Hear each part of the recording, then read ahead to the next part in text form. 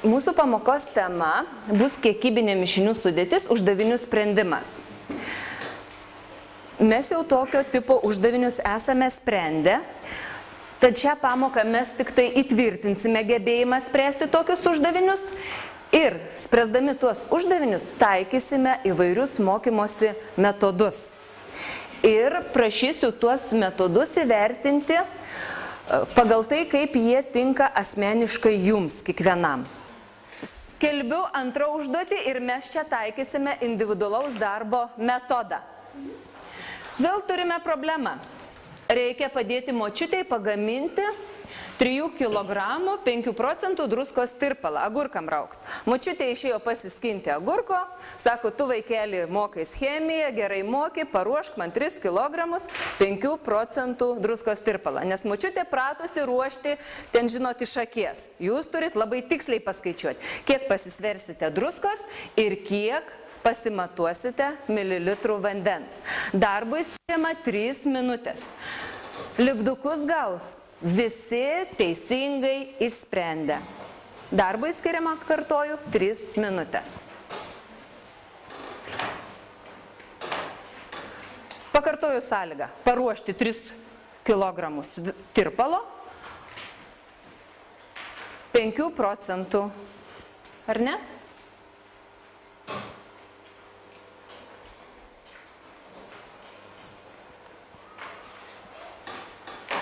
O dabar reikėtų gramus paversti į mililitrų.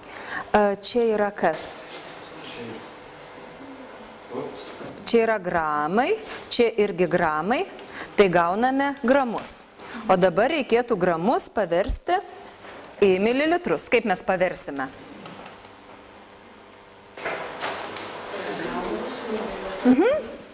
Pagal tūrio formulę, ar ne?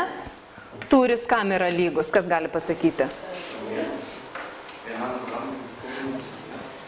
Masė padalinta iš tankio, o vandens, jūs žinote, patys pakartojote, yra 1 gramas kubiniam centimetre, ar ne?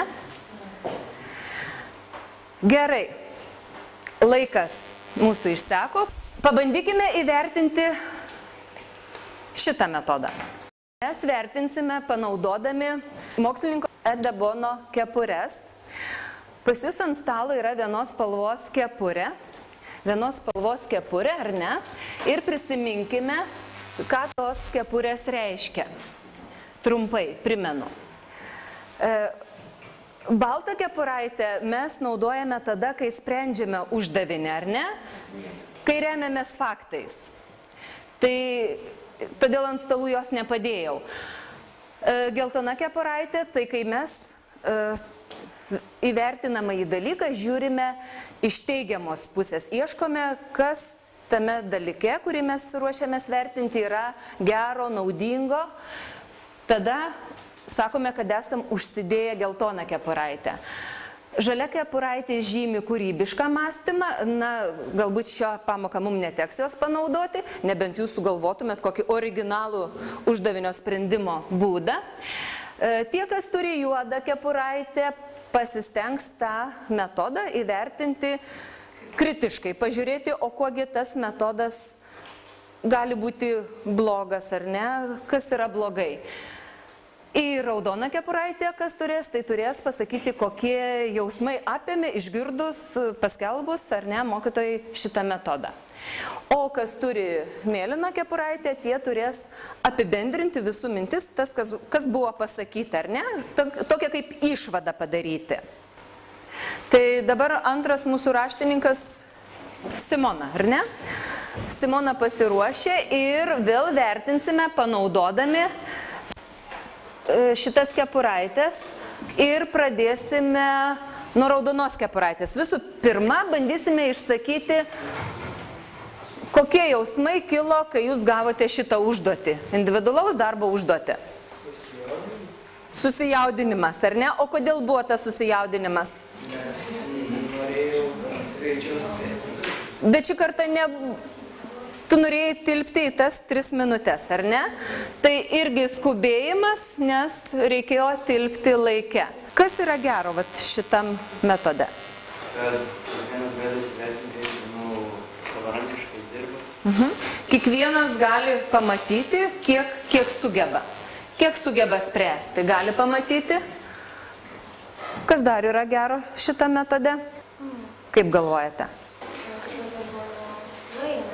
Kad daugiau žmonių laimi, ar ne? Tas yra teigiama. Norėčiau paklausti tos grupės, kuri turi juodą kepuraitę. Ar jums rūpėjo kitų mokinių sėkmė, ar rūpinotės tik savo sėkme? Savo. Rūpėjo tik tai savo sėkmė. Kiekvienas ar ne už save rūpi tik savo sėkmė. Tai yra gerai ar blogai? Kaip pažiūrės ar ne į šitą dalyką, bet bendradarbiavimo čia jau nesimato, ar ne? Kiekvienas rūpinasi savo sėkme. Mes tai truputėlį vienas iš kito. Taip, paklausom, ar tikrai... Aha, tai jūs vis dėlto bendradarbiavote, nors užduotis buvo individualaus darbo.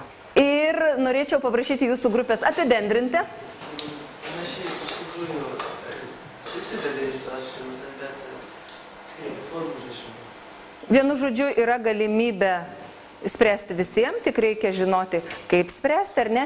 Ir iš tiesų įtampo šitam metode truputėlį mažiau, ar ne? Streso truputėlį mažiau.